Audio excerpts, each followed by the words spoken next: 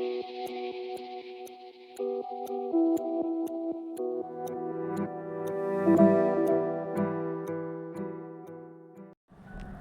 တ်လပ်ခြင်းဆိုတဲ့စကားလုံးဟာ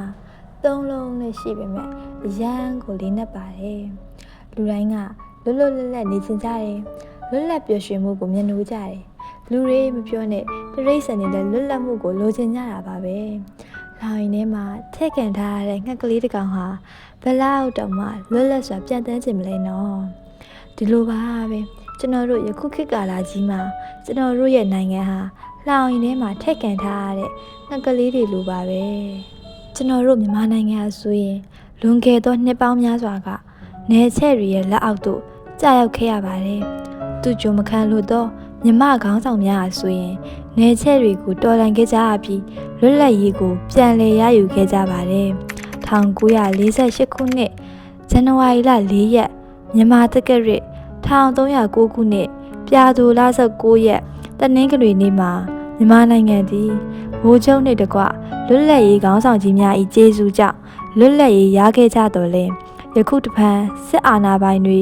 လက်ဝဲကြီးအုပ်စိုးမိုးနေတဲ့အခြေအနေကိုရင်ဆိုင်နေရပြီးလွတ်လပ်ရေးဆုံးရှုံးနေကြရပြန်ပါတယ်။အဲ့လိုအခြေအနေတွေကနေလွတ်မြောက်အောင်ကျွန်တော်တို့ရဲ့နိုင်ငံကြီးလွတ်လပ်ရေးပြန်ရအောင်လူငယ်တွေစူးစမ်းပြီးတိုက်ပွဲဝင်နေကြတယ်။ဘဝတွေခက်ခဲကြမ်းတမ်းကြတယ်။ဝေးကွာနေကြတဲ့မိသားစုတွေတချို့ဆိုရင်တေခွဲကွဲကြတဲ့မိသားစုတွေမျောလင်းချက်တွေ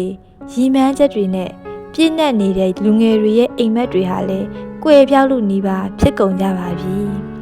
ဒီနေ့လို88ကြိမ်မြောက်လွတ်လပ်ရေးနေ့မှာကျွန်တော်တို့ကြီးတွဲ၌ကျောင်းသူကျောင်းသားများမှမျောလင့်နေသောနေ့တစ်နေ့ဆိုတဲ့ဇာတ်လမ်းလေးတစ်ပုဒ်ကိုဖန်တီးတင်ဆက်ပေးပါရစေရှင်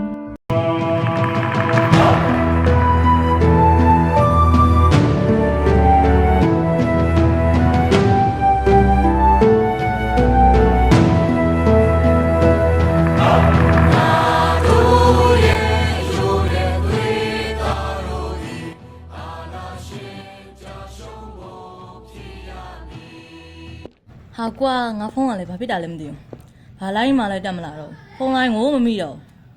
ငါသားဖုန်းကိုကင်ပြီးအရှိလျှောက်လိုက်အနောက်လျှောက်လိုက်ဖုန်းကတ်ကိုထုတ်လိုက်ထဲလိုက်နဲ့ဘာလို့ညာတော့ ဖုန်းလိုင်းမမိတော့လို့ပါမေရတာဖုန်းမေတစ်ခုဖြစ်နေလားလို့ဟာမေဖုန်းလိုင်းမမိတော့ပဲအဖေဖုန်းရောပဲတိတ်မကြခင်မှာပဲယာယီတံပရဦးမြင့်ဆွေကတက်မတော်ကာဝေးဦးစီးချုပ်ကိုအာဏာ3ရက်လွှဲအပ်လိုက်တဲ့အမိန့်ကိုတက်မတော်ပိုင်မြောက်ပြည်ရုပ်တံကကြေညာလိုက်ပြီးတက်မတော်ကနိုင်ငံတော်အာဏာကိုတစ်နှစ်တာဝန်ယူကြောင်းတိုင်းပြည်ကိုသိပေးလိုက်ပါတယ်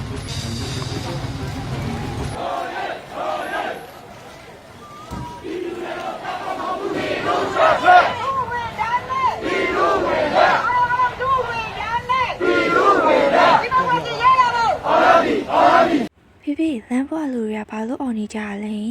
အဲ့ဒါအာနာရှင်ဆန့်ကျင်ဆန္ဒပြနေကြလေတမီးရဲ့အာနာရှင်အုပ်ချုပ်ရေး အာနာရှင်အုပ်ချုပ်ရေးဆိုတာတမီးစိတ်နဲ့ကိုယ့်ရဲ့ကိုယ်အသက်ရှင်နေရတယ်လို့ပဲ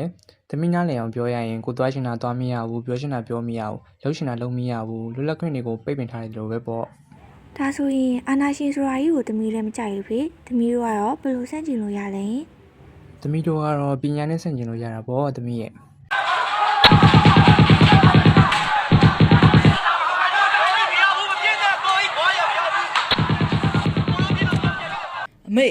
အမေဟဲ့လက်တစားနဲ့တားရဲ့ဘာဖြစ်လာတာလဲအဖေလေးစန္ဒပြပွဲမှာဟိုဘက်ကပြတဲ့တနက်မှန်သွားလို့စုံသွားပြီအဖေဆုံးသွားပြီမေမင်းဖေဆုံးပြီဟုတ်ရဲ့လားတကယ်ဟုတ်ရဲ့လားတားရဲ့ဟုတ်တယ်မေဟုတ်တယ်တားမြတ်တိရှိမှလေအဖေအပြစ်ခံလိုက်ရတာအဖေတကယ်မရှိတော့ဘူးဟဲ့အောင်လင်းတစ်မင်းလေးချင်းစီလည်းမလာပဲဒီနားမှာဖုန်းခံကြည့်နေတော်တော်ကြားနေပြီဘာလုံနာငါမိသားစုပုံမှာကွာမေနေမကောင်းရဲ့လားညီမလေးလည်းဒီချိန်ဆိုတော်တော်လေးအရွယ်ရောက်နေတော့မှငါအိမ်ကိုတတိယလို့ပါတငယ်ချင်းရငါတို့တွေရဲ့ဘဝဟာဒီလမ်းကိုစောင့်မှာတော့ဒီလိုပါပဲတငယ်ချင်းရဒါနဲ့မင်းအဖေကိုမင်းတတိမရဘူးလားအဖေကဒီတော်နဲ့ရေးကြီးထဲမှာအာနာရှင်ကိုစန့်ကျင်ကြောင်းအသက်နဲ့ရေးပြီးတက်သေးပြသွားခဲ့တာဆန္ဒပြတာတွေဖြစ်ပြီးပြစ်ခတ်တာတွေစဖြစ်တုံးပါပဲငါအဖေရဲ့အသက်ကျွေးလင့်သွားခဲ့ရတာကြားရစိတ်မကောင်းပါဘူးတကယ်ကြီးဒီခရီးကမထင်ထားတာတွေဖြစ်လာတာပဲနော်မင်းနဲ့ငါနဲ့တည်းမဟုတ်ပဲ စကန်ကရဲဘော်တွေဆိုလဲနေရာအသီးသီးကနေဒီနေရာမှာလာဆောင်ကြရတယ်ကိုချစ်ရတဲ့မိသားစုငွေချင်းတွေကိုထားခဲ့ပြီးကိုယုံကြည်ချက်ကိုအသက်နဲ့ရင်တော်လန်ဖို့အသစ်ဖြစ်နေကြတယ် ဟုတ်တာပဲကွာဒီခရီးကမထင်ထားရဖြစ်လာပြီးတော့ရင်းနှီးမှုတွေလည်းများသေးတယ်ငါတို့လူငယ်တွေရဲ့လွတ်လပ်မှုတွေအနာဂတ်တွေအသက်တွေတွေးကြောတွေဒါကြောင့်မလို့ဒီဘက်မှာငါတို့နာအောင်ဆုံးဖြတ်သွားရမယ်ကွာဟောဒါနဲ့မင်းနေရဆက်တယ်လို့ဖြစ်သေးလား မလို့ဖြစ်တာကြပြီမေတို့စီမှာဒလန်တွေပေါ်တယ်ကြလို့ငါနဲ့ပတ်သက်ပြီးအမေနဲ့ညီမလေးတော့ခွာရမှာဆိုလို့လေအမေနဲ့ညီမလေးကိုထားခဲ့ပြီးဒီလမ်းကိုငါရွေးချယ်ခဲ့တာအမေငါ့ကိုစိတ်မြတ်ဆိုးနေမလားကွာ မင်းကလည်းကွာဒီလမ်းကိုလျှောက်တာငါတို့မမဟုတ်ကွာတက်သေးပြနေငါတို့နာအောင်တိုက်မှာမဟုတ်ကွာငါတို့မိသားစုတွေကငါတို့ပြန်လာမယ့်နေ့ကိုမဲဆောက်နေကြတာလေကဲမင်းကစကားပြောနေကြတာလေကြားနေပြီလက်ရည်စီပြသွားအောင်လာ အေးသွားကြမယ် ရဲဘော်တို့ငါတို့ဆောင်ရမယ့်မရှင်တခုရှိတယ်ဒီအပိုင်းတော့ထဲမှာပဲစားနေမယ်အားလုံးအသင့်ပြထားကြပါ ဟုတ်ကဲ့ပါဘူးကြီး ဟေးအောင်သူရဟောကွာ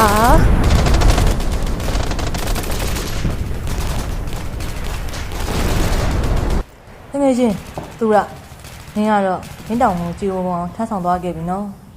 ကောင်းရမွန်ရရောက်ပြီးဒီလိုလူပြရှုံးရတဲ့နိုင်ငံမှာလူပြန်မဖြစ်ပါစေနဲ့တကယ်ချင်းဟာရင်းကြီးတွေသတိရတွေများလွန်းနဲ့ဒီတော်လန်ကြီးကိုငါအဆုံးထိနိုင်အောင်တိုက်မယ်ငါတို့ရဲ့အခွင့်အရေးလွတ်လပ်ခွင့်တွေကိုငါတို့ရအောင်ပြန်ယူမယ်ငါတို့မျှော်လင့်ထားတဲ့နောင်နေလာတဲ့တနေ့တော့ရောက်လာအောင်ပါမယ်ကွာ ကျွန်တော်တို့ကအခုလက်ရှိမှာနစ်နာဆုံးရှုံးမှုတွေအများကြီးရှိခဲ့ကြပြီးပါပြီလမ်းတစ်ဝက်ရောက်လို့ပန်းတိုင်ကိုမျှော်လင့်လို့ရတဲ့အနေအထားတစ်ခုမှာဘာကြောင့်များလက်လျှော့ကြရမှာလဲအကောင်ဆုံးအနေအထားတစ်ခုနဲ့ပြန်လဲရှင်းတန်ကြရမယ့်နေ့ရက်တွေကိုတွေးရင်အကယ်၍လွတ်လပ်ရေးသာပြန်ရခဲ့ရင်မိဘအိမ်နဲ့ဝေးရတဲ့ပူဆွေးမှုတွေကို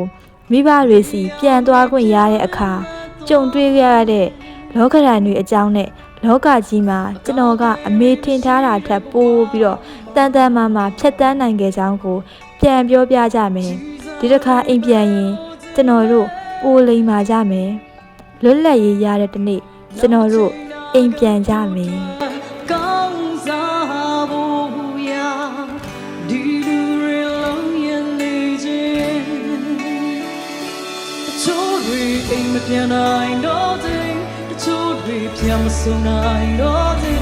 တချို့တွေမောင်ရတွေတဲ့လမ်းပြောင်းခဲ့ဒီနေ့မှရ